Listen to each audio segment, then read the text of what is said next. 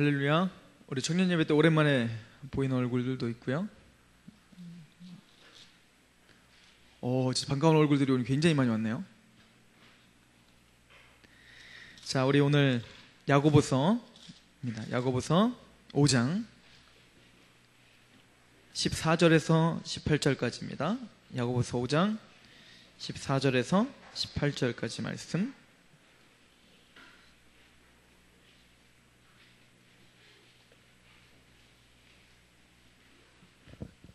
야고보서 5장 14절에서 18절 다 찾으셨습니까?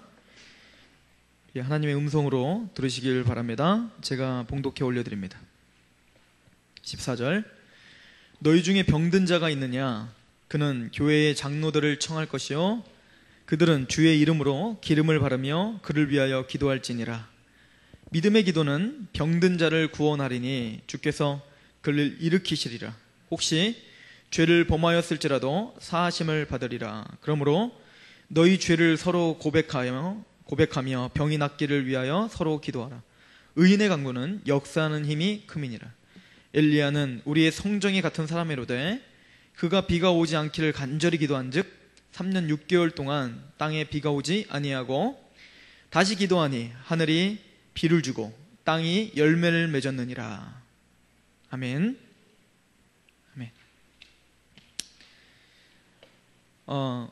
오늘 야고보 사도는 기도에 대해서, 물론 야고보 사도가 지금 기도를 처음 이야기하는 게 아닙니다. 앞에서도 기도에 대한 이야기를 했지만 특별히 오늘은 병든 자를 위한 기도에 대해서 이야기를 하고 있습니다.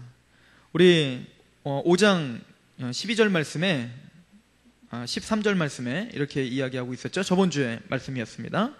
너희 중에 고난당하는 자가 있느냐? 그는 어떻게 해라? 기도하여야 될 것이다. 이 발음이 안 되죠? 기도할 것이요 즐거워하는 자가 있느냐? 그는 어떻게 하라? 찬송할 것이다. 그래서 우리의 인생 가운데 슬픈 일이 있고 때로는 고통도 있고 고난도 있고, 그러나 그런 일만 있는 것도 아니고 때로는 기쁨이 있고 즐거움이 있고 승승장구하는 때가 있죠. 이해가십니까? 그런데 우리가 이 두 가지 삶에 있어서 크게는 두 가지가 있다고 했을 때에 우리는 고난을 당하고 힘들고 어떤 고통의 시간 가운데에 원망하고 낙심하고 하나님께 나의 신사한탄을 하는 것이 아니라 크리스찬이라고 이름을 가지는 믿음이 있는 자, 행함의 믿음, 그런 묵직한 믿음이 있는 사람은 기도로 그 기간을, 고통의 기간을 하나님께 기도로 나갈 수 있는 특권을 가진 자다, 이렇게 이야기했고요. 또 우리가 잘 되고 있을 때, 우리가 가고 싶은 대학에 가고 내가 가고 싶은 직장에 딱딱 붙고 또 내가 벌고 싶은 마음은 벌고 내가 하고 싶은 대로 다 하게 되고 그런 승승장구하는 길을 갔을 때에 우리는 교만하기 쉽고 우리는 때로는 하나님의 은혜를 까먹기 쉽습니다. 그러나 그때의 믿음의 사람이라면 뭡니까? 하나님의 은혜에 감격하여 하나님이 주셨다는 것을 인지하고 인정하며 찬양해야 될 줄로 믿습니다. 그것이 자족입니다. 그래서 사도 바울은 빌립보서에 내가 부자여도, 내가 빈에 처해도, 내가 부자여도 일체의 비결을 배웠다. 뭡니까? 가난해도 내가 뭡니까? 비굴해하지 않고 기뻐할 수 있으며 자족할 수 있으며, 또 뭡니까? 내가 부자여도 교만하지 않고 겸손할 수 있는 것을 자족이라고 했고, 이것은 내가 할 수 있는 것이 아닙니다. 그것은 뭡니까? 내게 능력 주시는 자 안에서 내가 할 수 있습니다 라고 고백한 것을 우리가 기억하고 있을 것입니다. 그러나 또 하나의 상황이 하나 벌어졌습니다. 뭡니까? 병 들었을 때요. 물론 이건 고난과 연결이 되어 있는 거겠죠. 우리가 병이 들었을 때, 우리가 때로는 질병에 걸렸을 때, 때로는 우리가 감당할 수 없을 만큼 그런 큰 시련 가운데 병에 시달리고 있을 때, 그때의 성경은 우리에게 이야기합니다. 그때 어떻게 합니까? 기도하라, 이렇게 이야기하고 있습니다.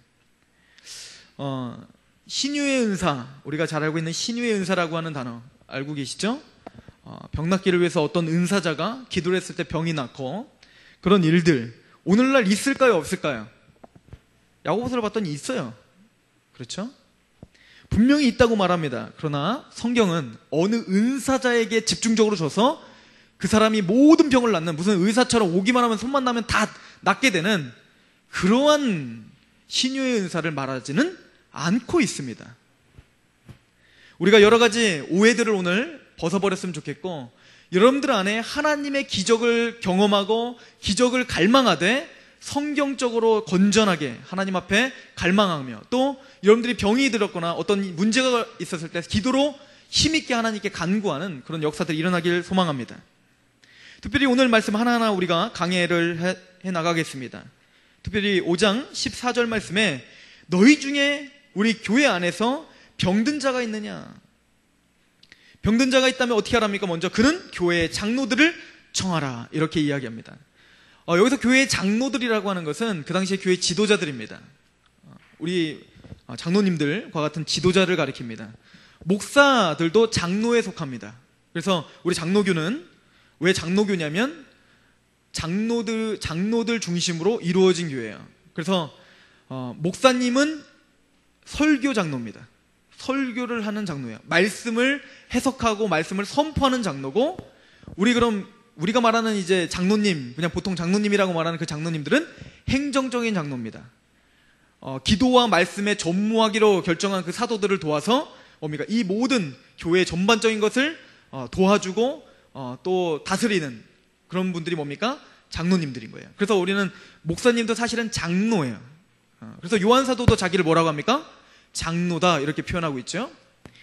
자, 그런 것처럼, 그런데 이 장로가 되는 그 기준이 성경에 명확하게 제시되어 있는데, 한마디로 어른입니다. 영적으로도 어떤 나이적으로도 어른인 거예요. 항상 모범이 되고 뭔가 신앙적으로도 뭔가 배울만 하며, 그런 분들, 삶으로나 가르침으로나 뭔가 우리에게 본이 되는 분들을 교회에선 장로로 세우게 됩니다. 그분들은 이미 인생 가운데서 하나님을 만나고 경험하고 거기 가운데 흠뻑 젖으며 그렇게 생활했던 분이시며, 하나님을 뭡니까? 신뢰할 수 있는 자들입니다. 이해가십니까? 그런 교회 지도자들을 불러서 기도하라, 이렇게 이야기를 합니다. 이 이야기는 어떤 특별한 장로를 불러서 한다기보다는 그 교회의 대표격인 그런 장로들을 청해서 기도를 요청함으로 어떻게 하는 겁니까? 우리 전체 회중이 같이 기도할 수 있도록 문을 열으라는 얘기입니다. 무슨 얘기인지 이해 가십니까? 그래서 그 장로가 와서, 그건 두 가지 의미가 있습니다. 첫 번째는 그런 믿음의 어떤 선배가 되는 사람이, 그 믿음의 삶을 살았던 그 분이, 하나님을 경험하며 살았던 그 분이 손을 얹고 뭡니까? 기도를 해주는, 거기에는 능력이 나타날 수 있습니다. 믿으십니까? 또한 그 장로에게 부탁하라는 얘기는 교회 전체가 합심하여 기도하라는 얘기입니다. 공론화하라는 거예요. 그 교회 지도자들이 공론하여 한 마음이 돼서 그 병든 자를 위해서 기도하라, 이렇게 선포하는 것입니다. 근데 여기 봤더니 무엇을 발라가며 기도하라라고 합니까? 기름을 발라가며 기도하라. 기름을 발라가며 기도하라는 말은 논쟁이 있었어요. 그러나 이제는 그런 논쟁이 무의미하게 됐습니다. 어떤 사람들은 그 기름을 발라가며 기도하라는 얘기를 이렇게 해석을 했습니다. 그것은 옛날 고대의 종교적인 행위다, 이렇게 말했어요. 기름을 부으면서 어떤 종교적인 행위라면서 치료가 되기를 하나님께 기도하는 어떤 행위에서 나타난 거예요. 이건 분명히 종교적인 색채를 띈 것이다 라고 이야기하는 사람과, 아니다, 그 기름을 발라가며 기도하는 것은, 기름이라는 것은 그때의 바로 약이다, 이렇게 말하는 것입니다. 또 어떤 분들은 이제 뭐 그런 거랑 전혀 상관없이 그거는 성령님의 기름이다, 그래서 성령의 기름을 부으면 받아야지 치료받는다, 뭐 이런 식으로 이야기를 합니다. 그래서 극단적으로 나가서 이렇게 이야기를 하죠. 정말 믿음이 있는 사람은 병원에 갈 필요 없다, 이렇게 말을 합니다. 병원에 가는 것은 이미 하나님 앞에 치료될 것을 불신하는 것이요, 그럼 불신앙이고 거기에는 치료가 일어날 수 없으며, 그래서 모든 것 다 포기해버리고 어디를 가야 돼요? 기도원을 가야 되는 다, 이렇게 이야기를 하는 거. 이게 굉장히 우스운 얘기인 것 같지만 우리나라에서 얼마 전까지도 그게 강력하게 주장되었고, 꼭 기존 교회에서 병원에 입원해 있는 목사님들은 다 믿음이 없는 싹군 목사가 되는 것 같이 그렇게 쳐다봤던 시대가 있었습니다. 물론 요즘에도 그렇게 바라보는 사람들이 있습니다. 이단들도 그렇게 바라보고 있고요. 특별한 뭐 베레 아카데미랄지 다락방이랄지 그런 데는 특별히 병이 죄와 어떤 마귀와 연결되어 있는 거기 때문에 병에 걸린 사람들을 그냥 병에 걸렸어요. 그럼 그 사람은 죄가 있거나 마귀에 지금 씌여 있거나 하여튼 믿음이 뭔가 잘못된 사람이다 라고 치부해버립니다. 그러나 우리는 기름이 무엇인지 성경 속에서 명확하게 알 수가 있습니다. 성경은 계속적으로 기름을 의료행위라고 이야기하고 있어요. 그래서 당시의 포도주와 기름은요, 당시의 포도주와 기름은 의료행위의 대표적인 것입니다. 예를 들어서 디모데가 속병이 났을 때 바울은 편지를 보내서 뭐라고 합니까? 디모데야, 너는 포도주를 써라, 이렇게 말하죠. 왜죠? 포도주를 통해서 속병을 좀 나라. 그때는 의약품이 그렇게 발달되지 않았어요. 포도주 자체가 뭡니까? 뭔가 소독을 하고 또 뭔가 몸을 뜨겁게 해주고 그러면서 뭔가 치료를 하는 역할을 한다고 알고 있었고, 또 그런 치료를 감행했었던 것입니다. 또 하나는 이사야서 1장 6절에 보면 이런 말씀이 써 있어요. 상한 것과 터진 것과 골마 터진 흔적을 싸매며 기름으로 유하게 함을 받지 못한다라고 할 때 뭔가 상처가 있는 곳에 그 당시에는 기름을 발랐던 겁니다. 우리가 소독약을 바르듯이 기름을 바름으로 싸매움을 얻고 치료를 했던 기록들이 남아 있습니다. 게다가 여러분들이 신약 성경에 잘 알고 있는 선한 사마리아의 비유에 보면 선한 사마리아 사람이 어떤 쓰러져서 강도를 만나서 죽어가는 사람을 부추기면서 어떻게 도와주죠? 포도주와 기름으로다가 발라준답니다. 이해가십니까? 그래서 그게 치료의 역할을 하고 있었단 말이에요. 이 얘기는 무슨 얘기입니까? 우리가 병이 나고 뭔가 힘이 들었을 때 어디에 가는 거예요? 병원에 가는 거예요. 그것을 성경은 인정하고 그것을 하면서 어떻게 하래요? 기도를 하라고 분명히 이야기합니다. 대표적으로 바울은 병이 너무 많았어요. 알고 있었습니까? 병이 너무 많았어요. 돌아다니는 병원이었죠. 바울이. 그래서 디모데도 잠깐 떨어져서 뭔가를 보내고, 하여튼 디도도 잠깐 보내고, 다른 사람들은 다 파송하지만 반드시 바울이 떨어뜨리지 않았던 한 사람이 있어요. 누구죠? 누가입니다. 누가는 누굽니까? 의사입니다. 이해가십니까? 그래서 성경은 계속적으로 뭐라고 합니까? 하나님이 은사를 주셔서 의술을 발달시킵니다. 그걸 통해서 뭡니까? 우리에게 의료 행위를 하게 합니다. 그것을 하면서 어떻게 하는 겁니까? 하나님께 병 낫기를 간구하는 것입니다. 이해가십니까? 감기 걸렸으면 감기약 먹어야죠. 물론 감기약 먹어도 일주일, 안 먹어도 일주일. 그러나 성경은 말합니다. 우리가 그런 의술을 통해서 우리가 하면서 최대한 우리가 하면서 어떻게 합니까? 하나님께 감사하며 또 고쳐질 것을 믿으며 그때 하나님이 어떻게 하는 거예요? 치료를 해주시는 것입니다. 그것들을 통해서 하나님의 성령님의 능력으로. 근데 결론적으로 누가 치료해 주신다는 거예요? 하나님이 치료해 주신다는 걸 인정하고 감사하는 사람. 이게 누굽니까? 바로 구원받은 신자들입니다. 믿으십니까?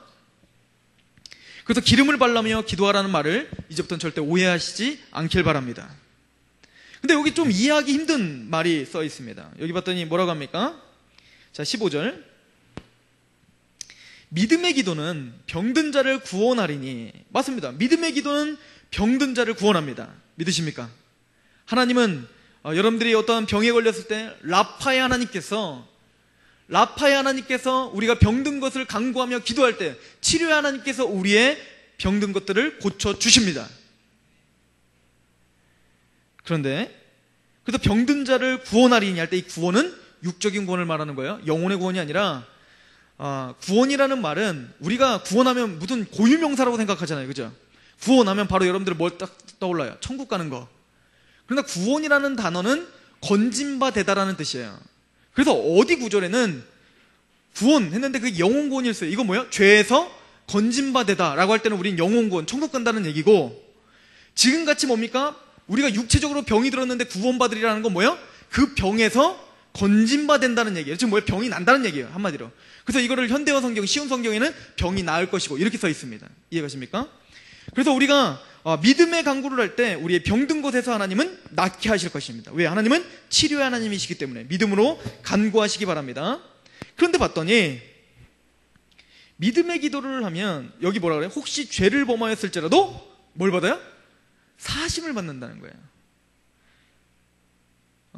나는 병든 자를 위해서 기도했는데 죄 사함을 받는다는 얘기예요. 그래서 이거를 또 오해한 가톨릭은 이렇게 이야기합니다. 가톨릭은 7성례라는 게 있는데 그 중에 성례 중에 하나가 뭐냐면 이 말씀을 그대로 해서 뭐라고 하냐면 이제 누군가 사람이 죽었어. 그럼 그 사람에게 기름을 바릅니다. 기름을 바르고 죄를 사해 줍니다. 이 말씀을 의지하고 그렇게 하는 거예요. 여기서는 그 사람의 지금 회개, 그 사람의 통회가 필요 없다는 거죠. 지금 뭐라고 했어요? 장로, 그러니까 그 사람들은 이제 신부, 그 성직자가 그 사람에게 그 사람이 갖고 있는 그 기름을 발라주면서 죄를 사하노라 하면 어떻게 되는 거예요? 그 사람은 구원을 받는다고 얘기하는 거예요. 오해에도 한참 오해한 것입니다. 즉, 왜 그랬냐면 이 당시에는 병이 들거나 뭔가 아픔이 있을 때 그것을 보통 뭐라고 해석을 했냐면 죄가 있어서 이 사람이 이렇게 병에 걸렸다라고 생각했어요. 그래서 우리 예수님과 그 사람들과 대화를 들어보면 어떤 사람이 병에 들려오니까 사람들이 뭐래요? 주님, 선생이시여, 이 사람은 누구 병 때문에, 누구 죄 때문에 이렇게 아픈 겁니까? 이렇게 병이 들었습니까? 이렇게 말하잖아요. 그죠? 그러나 우리가 명심하셔야 될 건 예수님은 뭐라고 했습니까? 이거는 누구의 죄 때문이 아니다라고 했어요. 이해가시죠? 우리가 병이 들었을 때 그것은 죄 때문이 아닐 수가 있어요. 그러나 지금 중요한 것은 죄 때문에 병이 들 수도 있을까 없을까요? 있다는 얘기입니다. 그걸 성경이 인정한다는 얘기예요. 때로는 하나님이 우리가 하나님 앞에 하여튼 하나님이 죄가 있기 때문에 하나님은 병을 통해서 우리를 깨닫게 하시고 회개케 하시도록 고난을 주셔서 몰아붙이실 수도 있습니다. 이해가시죠? 그래서 저는 무슨 죄를 그렇게 많이 졌길래 저번에 상해에게 2탄, 상해에서 제 아내가 눈이 실명될 줄 알고 겁내서 막 그러고 있을 때 저는 바로 뭐 했죠? 회개 기도했죠. 아버지, 제가 전도사로서 이걸 끊기로 했는데 내가 못 끊고 막 그러면서 회개 기도를 하며 기도했더니 기적이 일어났죠. 눈 뜨고 다니잖아요. 그죠? 무슨 얘기냐면 우리는 어떤 고난 속에서 하나님이 때로는 뭡니까? 그런 병들을 통해서, 큰 병들을 통해서 우리가 어떤 죄가 있는가를 점검케도 하실 수 있다는 얘기예요. 그래서 하나님은 우리의 죄 때문에 병이 나게도 하실 수 있음을 인정하셔야 됩니다. 그런데 모든 병이 다 그렇지는 않습니다. 그것 또한 인정해요. 그래서 여기 뭐라고요? 혹시라는 말을 쓴 거예요. 이해가십니까? 근데 왜 이것을 강조할 수밖에 없었을까요? 그 당시에는 죄가 있기 때문에 병에 들었다라고 하는 어떤 그런 팽배했던 문화가 있었기 때문에 그런 거예요. 혹시 이 사람이 죄를 범해서 병이 들었다면 그 사람을 위해서 하나님께 간구를 하면 하나님이 고쳐주시는데, 고쳐주실 때는 이미 어떻게 됐다는 거예요? 죄가 사해졌다는 얘기죠. 이해가십니까? 그래서 여러분들이 합심하여 기도하고 간구할 때 그 사람이 혹시 죄 때문에 병이 들었다면 그 죄도 사하심을 받을 것이다 라고 이야기한 거예요. 그런 능력이 우리 구원받은 자의 기도에는 있다는 얘기입니다. 이해가십니까? 그래서 요한일서에 이렇게 말하잖아요. 내가 너에게 사하심을 받지 못할 죄에 대해서 간구하라고 하지 않는다. 그러나 사하심을 받을 죄에서는 간구하라. 그러면 그를 위하여 죄를 사해 주겠다. 이렇게 말씀하시죠. 사하심을 받지 못할 죄는 뭡니까? 예수 그리스도를 영접지 않는 죄입니다. 여러분들이 죄 지은 거 다 아세요? 다 아세요? 여러분들이 만약에 하나님이 어떠한 죄 때문에 여러분들이 병에 걸렸다고 칩시다. 그런 경우가 있다고 하니까, 그럼 여러분들이 그 죄를 낱낱이 다 들어가지고 여러분들이 지금까지 지었던 모든 죄를 다 들어가지고 다 얘기해서 하나님께 다 자백하고 통해야지 하나님이 그 병을 다 낫게 하나요? 그럼 여러분들이 병 나을 수 있겠어요? 그게 아니란 얘기예요. 그 죄 때문에 만약 병이 생겼다면 그를 위해서 뭡니까? 함께 같이 병 낫기를 같이 기도하고, 그런 과정 가운데 하나님은 어떻게 한다고? 혹시 죄 때문에 만약 병이 났더라도 하나님은 죄를 사해주며 그 병을 낫게 해주는 역사가 이 공동체, 특별히 교회 공동체 안에서 일어날 것이다. 이해가십니까? 그래서 우리는 우선 이 사람이 죄 때문에 지금 병드는 거 아니야? 그러면 뭐라고 해요? 그 당시 문화 같으면 어떻게 할까요? 그럼 지가 알아서 해야지 뭐. 어떻게 해? 죄 때문인데. 그러지 않아야 됩니다. 우선 병이 들었으면 무조건 어떻게 해야 돼요? 기도하라는 얘기예요. 지금 성경은 따지지 말라는 거예요. 기도하라. 그럼 혹시 죄 때문에 병이 들었을지라도 그 사람의 죄를 사해 줄 거다 이거예요. 지금 하나님이 요구하시는 게 뭡니까? 믿음의 사람이라면 따지고 다시고 그런 게 아니라, 지금 뭔가 형제가 아파하고 있다면 실질적으로 나는 뭐 해야 된다, 그걸 비판할 생각하지 말고 기도부터 하라 이 얘기예요.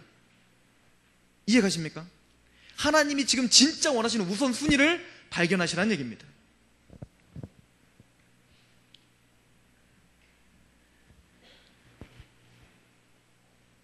그래서 믿음의 기도는 병든 자를 구원한다라고 15절에 강하게 이야기합니다. 그럼 믿음의 기도가 무엇인가? 이것이 우리가 또 스스로 질문해야 됩니다. 그죠? 그럼 믿음의 기도는 무엇인가? 우리가 병낫기를 간구하는 그 기도에서 특별히 이 병낫기를 간구하는 것뿐만 아니라 우리가 기도하는 생활에서 그럼 믿음의 기도가 뭔가? 이것을 우리가 봐야죠. 첫 번째는 우리가 야고보서 1장 6절에 이미 믿음의 기도가 무엇인지 첫 번째를 말해줬습니다. 그게 뭡니까? 1장 우리 6절 한번 보세요. 6절에서 우리 7절까지 말씀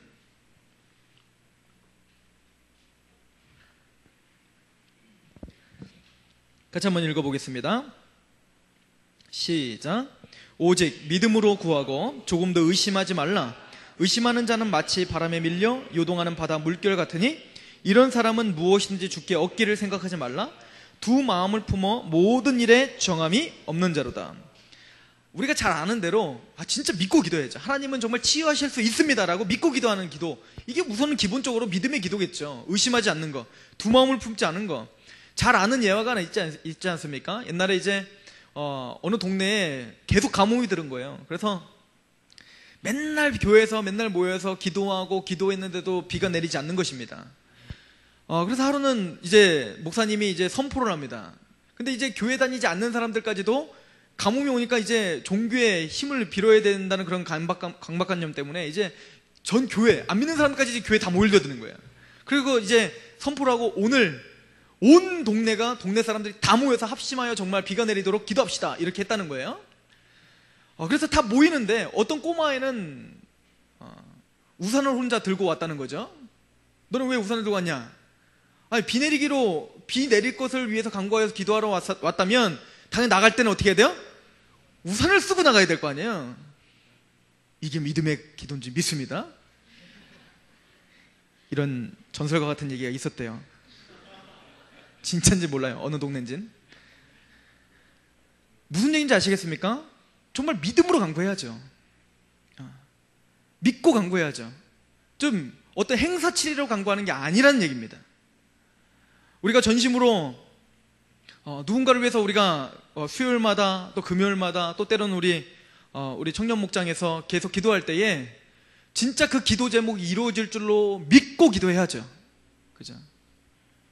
그래서 제가 있던 선교단체에서는 기도 제목을 내면 감사원금을 내라고 합니다. 이미 안 이루어졌는데 이루어진 것을 감사합니다라고 먼저 내래. 그거는 자기 믿음의 분량이니까 그렇게 하시는 것이죠. 그러나 우선 기본적으로는 정말 하나님을 믿고 하나님의 약속을 믿는 겁니다. 그런 믿음이 여러분들을 기도하게 만들 것입니다. 그런데 우리가 잊지 말아야 될 게 있어요. 하나님의 기도 응답은 세 가지로 온다는 것을 절대 잊지 마시기 바랍니다. 첫 번째 기도 응답은 뭡니까? 기도했더니 즉각적으로 들어주시는 응답입니다. 성경은 그것을 말해주고 있습니다. 그죠? 하나님, 비가 오기를 바랍니다. 딱 놨더니 천둥번개 치면서 막 비가 올 수도 있죠. 그런 역사가 진짜 있어요. 역사적으로도 있고 성경에도 있고. 그런 응답을 우리는 너무너무 원하고